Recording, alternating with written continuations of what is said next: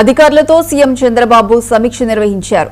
AI assistant, DG verify, data leak, block chain వంటి సాంకేతికతను వినియోగించుకుని online సేవలు మరింత సులభతరం చేయాలన్నారు. ఏ ఒక్కరూ ప్రభుత్వ కార్యాలయాలకు వెళ్లే పని లేకుండా సేవలు అందించాలని అధికారులకు సూచించారు.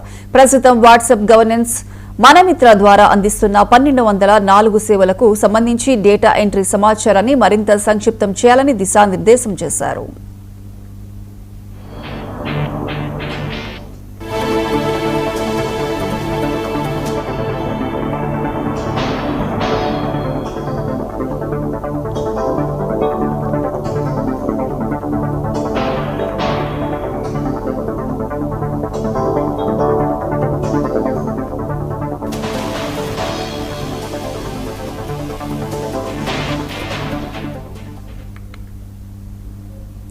ఆదిలాబాద్ జిల్లా ఉట్నూరులోని ఐటీ